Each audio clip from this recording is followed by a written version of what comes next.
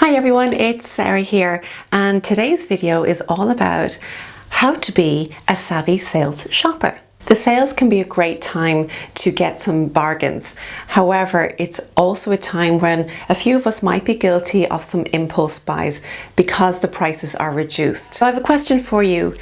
What percentage of your wardrobe do you wear on a regular basis, and what percentage of your wardrobe never sees the light of day? I have another question for you.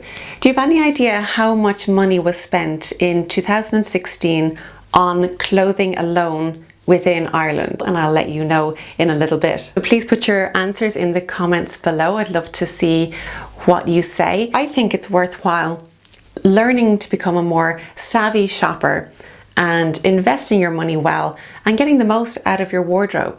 Here's my top 10 tips to become a savvy sales shopper. So it's a perfectly reasonable question to ask, and they will know. They have these planned out for months in advance, and generally they happen at certain times of the year anyway, which we can predict. If you're looking to invest in a key piece for your wardrobe and get it at a good price, it is worth knowing when that item will go on sale.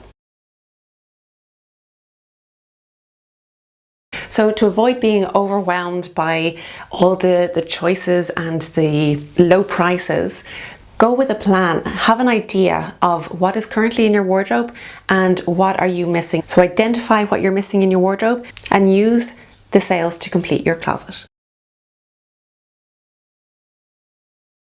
If you're thinking about a winter coat or a great pair of boots for winter, find out when you can get those items on sale. Invest in a good piece that will see you through year after year. Like I mentioned in a previous video about my key pieces for autumn, the coat I have, it appears year after year in Ted Baker, and it also goes on sale in the springtime. So if you can foresee what you will need in the next season, you are going to get a great price for it in the sales. We all know that shopping in the sales can be a little bit crazy. There's long queues for the changing rooms, and the last thing you want to be doing is messing around with belts, shoelaces, all these layers and layers of clothes. So it's a good idea to plan your wardrobe that you're going to shop in. So think about what you're going to wear, shoes that are easy to take off, and of course the right underwear. So you might want to wear nude underwear for shopping. It will basically be unseen under anything you try on. Go nude. Don't go nude. Don't go nude to the shops. Wear nude underwear. That's what I meant. If you're shopping for a pair of shoes or a pair of boots and you're not wearing, say, a pair of pop socks or a thick pair of socks, whatever you might need, maybe it's a strapless bra if that's what you're looking for, some strapless dress maybe. Bring those items with you so that you are prepared to try on things, because there are some shops that won't allow you to try on shoes if you don't have something on your feet. Generally they'll provide something for you, but I think it's nice to have your own to reduce waste. This of course applies to shopping in store and not online, but do try it on if you can, because there are some strict store policies throughout sale season.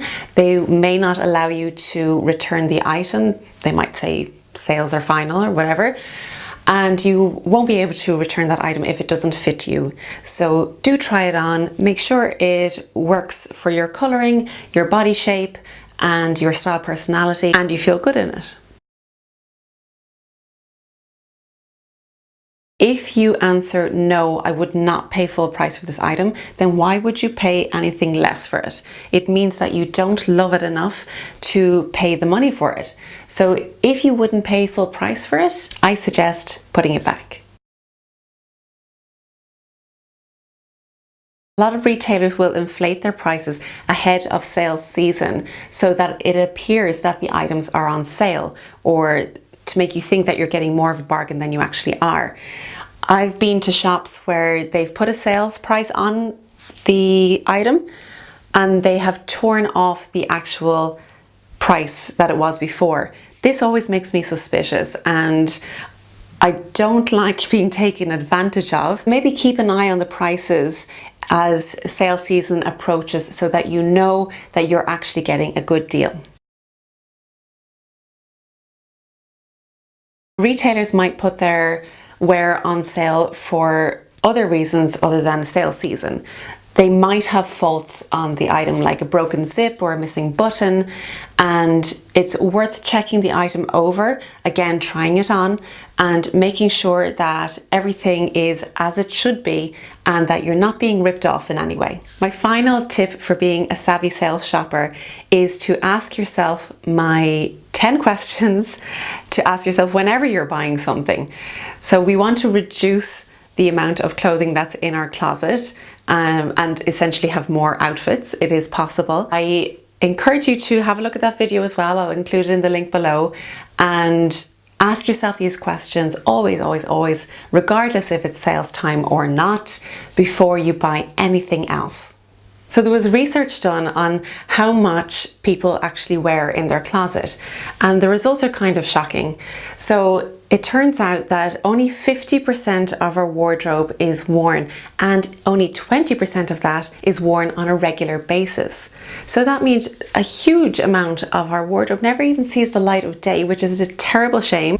So as promised, I'd let you know how much money was spent in 2016 on clothing in Ireland, and the answer is a whopping 2.5 billion euro was spent on clothing. Now consider that you're only wearing maybe 50% of your closet, 20% of it regularly. That is a crazy amount of money that has been misspent or is going to waste. So all the more reason to think about what you're buying and be a little bit more savvy when it comes to shopping. That's it for today, guys. I hope you enjoyed the video. If you did, please give it a thumbs up. Please subscribe to the channel by clicking on the link below, and I will see you next time.